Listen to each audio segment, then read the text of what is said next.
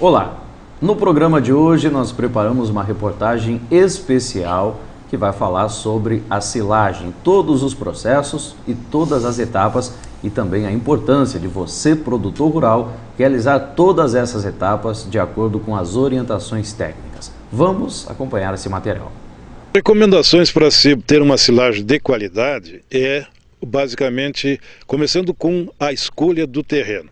Essa escolha do terreno, quanto mais próximo do silo, o transporte, a logística fica bem mais barato. Por outro lado, a gente tem que escolher terras de qualidade superior em termos de fertilidade, onde deve ser feita a análise de solo, na sequência, através da análise de solo, a correção, principalmente se tem problemas de cálcio, magnésio, o pH, a correção, saber o tipo de calcário que devemos usar e, na sequência, entender o que nós temos que adubar esse terreno. A adubação no plantio deve ser uma escolha na região, está se optando pelos adubos que têm um bom teor de nitrogênio, fósforo e potássio. A análise assim vai dizer.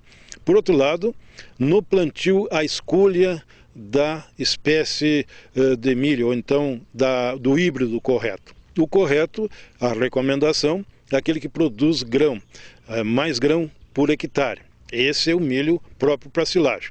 E por outro lado, o grão não deve ser vítreo para bovinos ruminantes. A gente escolhe o híbrido que tem o teor mais mole. Por outro lado, a quantidade de sementes por hectare. A empresa que vende esse híbrido sempre recomenda. É em torno de 55 mil até 60 mil plantas por hectare. Essa é a recomendação. O espaçamento está hoje variando entre 70 a 80 centímetros no plantio. A época de plantio que se recomenda é na produção de milho de verão, onde os híbridos se comportam melhor porque tem luz, umidade e o híbrido é feito para essa produção maior. O ponto de corte é recomendado para o milho quando a espiga está no ponto farináceo duro, não dá mais para fazer pamonha, pé verde e no máximo uma folha, a inferior, seca. Essa é a recomendação. Bom, nas imagens nós estamos vendo o corte do milho e esse não existe grandes problemas, ou seja, está sendo conduzido a velocidade de corte, a rotação da máquina, tudo isso sendo observado e essa carreta deve ser preenchida ao máximo para ter eficiência em termos de custo. A recomendação é que esta carreta chegue e despeje dentro do silo, mas não passe dentro do silo. E faça em forma de camadas, em torno de 35, 40 centímetros, espalhadas em forma de rampa do fundo do silo para o início.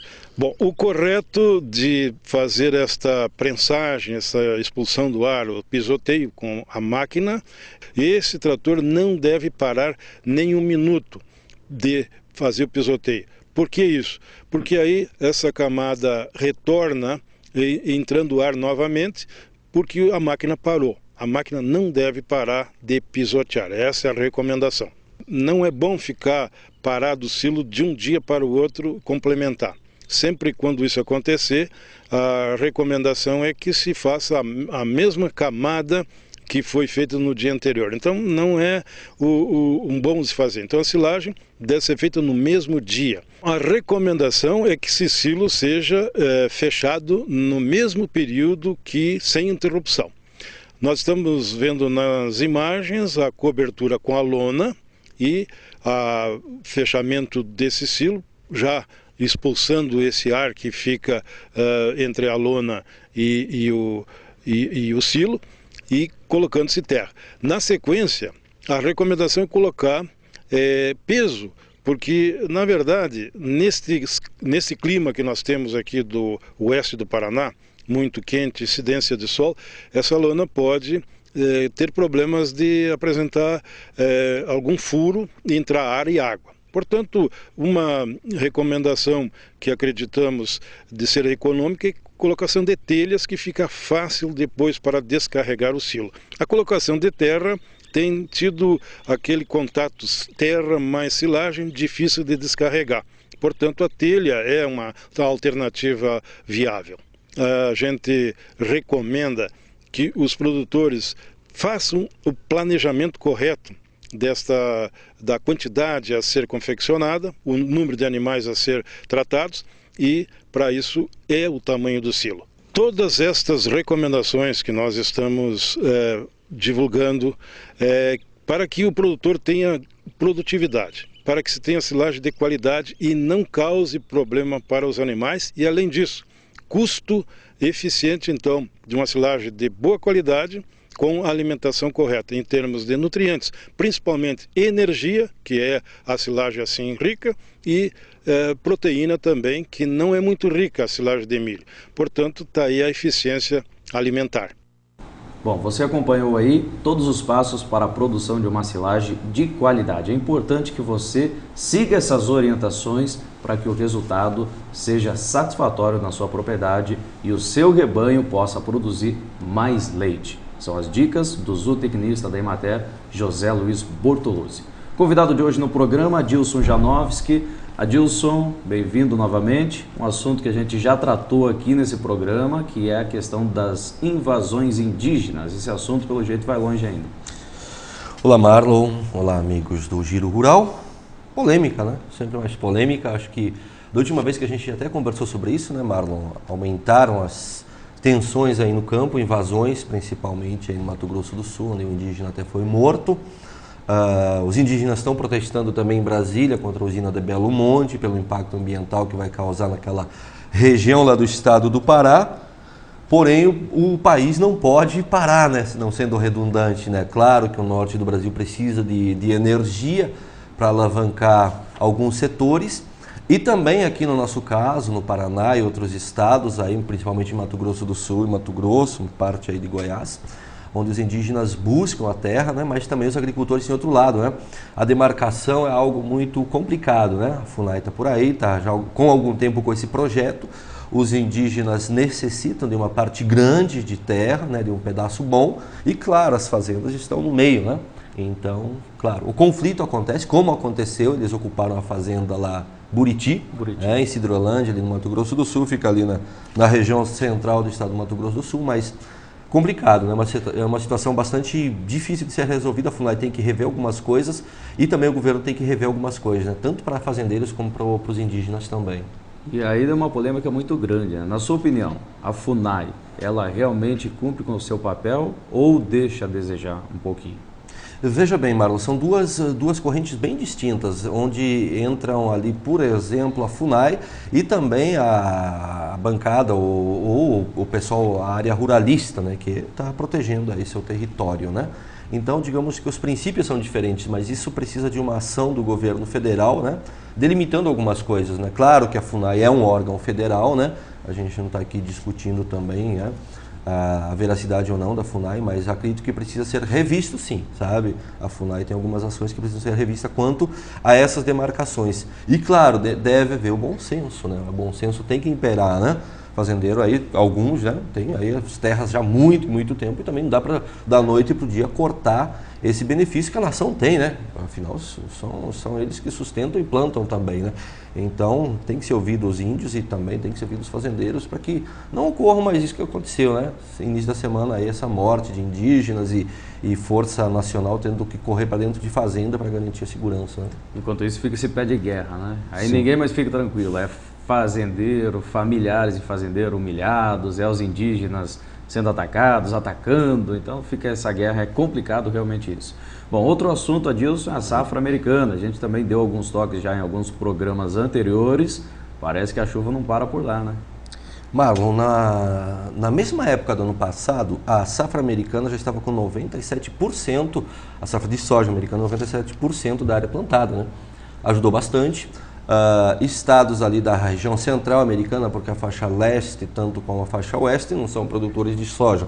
O grande cinturão vai desde do Golfo do México, para quem aí mais ou menos visualiza o mapa americano, aí passando por estados como Ohio, Illinois, Nebraska, Tennessee, e outros estados, parando lá nos grandes lagos, Lago Michigan, então de norte a sul. toda essa região, muita chuva, 57% apenas da área foi plantada, ou seja, um pouquinho mais da metade. Atraso, a plantação de milho também, né? Mas claro, o mercado da soja que já sofreu efeitos aqui no Brasil, né? O preço da soja deu uma elevada, né? Então tá difícil. As temperaturas que geralmente nos Estados Unidos, elas do inverno para o verão, elas variam muito rapidamente, né? Elas saem aí de temperaturas negativas para temperaturas que oscilam aí para cima de 30 graus, né? Em questão de 2 semanas, né? Esse ano está acontecendo. Ainda muito frio em alguns estados americanos, principalmente da faixa norte, que produz bastante naquela divisa com o Canadá. Tá difícil para eles plantarem por causa da chuva e também ainda pela persistência do frio. E claro, a gente já comentou a janela pequena. Se vacilar, daqui a pouco não dá mais tempo, você planta, já logo vem o outro frio, porque o verão não é tão comprido como o nosso, não dá tantas possibilidades de plantio, né? Bom, e com isso a gente já sentiu um resultado da valorização do produto aqui no mercado interno, né? Tanto que essa semana está na casa dos R$ 58,00 de soja. Exatamente, aqui no Paraná a cotação ela varia em alguns lugares de 55 até chegando até 60, né?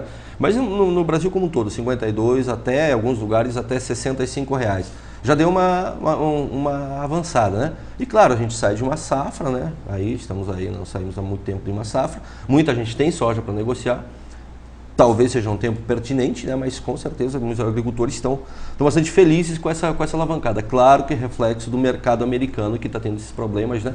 Não só o mercado, mas também como o plantio de lá, que já traz os reflexos aqui no nosso mercado, né? Bom, enquanto isso, o milho safrinha está quase pela hora de colher. Os produtores já estão aí terminando de organizar os seus maquinários para entrar e as máquinas sair roendo o solo para a retirada do milho safrinha e depois também fazer o plantio da próxima safra, que é a safra de soja aqui no Brasil, onde a expectativa também é boa. A gente espera que a safrinha realmente se conclua os resultados que estão previstos, né, esses resultados excelentes, e pelas estimativas da previsão do tempo, a geada já não vem mais tão cedo e não corre mais tanto risco a lavoura de milho. Os produtores merecem essa safrinha boa, né, Marlon? resultados. Muito boa, e até o preço deu uma reagida. Estava aí na faixa de 17, 18, já está chegando na faixa dos 20, né? Claro que o milho tem uma outra, é diferente da soja. O mercado do milho é um pouco mais restrito à cotação, né? Não tem tanta influência do mercado externo. Porém, claro, a produtividade é muito maior para quem lida, né? Um hectare de milho produz muito mais do que um hectare de soja. Mas já está num patamar melhor do que teve na questão de preço, né? 16, 17 já chegando a R$20. Alguns lugares estão um pouco até mais, né? Isso depende um pouco de logística, transporte. Claro que a saca do milho no Mato Grosso do Sul e outros estados vai ser muito mais cara que uma saca de milho na região de Ponta Grossa, que já está perto do porto de Paranaguá, e tudo isso tem uma influência grande, né? Mas já melhorou. Safrinha vai ser boa, né? A gente só andando por aí, a gente já consegue visualizar a qualidade das lavouras muito boas, né? Então, parabéns aí para os produtores que vão ter uma safrinha boa, com certeza. Adilson, obrigado pela presença. A gente encerra aqui a edição de hoje do Giro Rural. Até o próximo programa.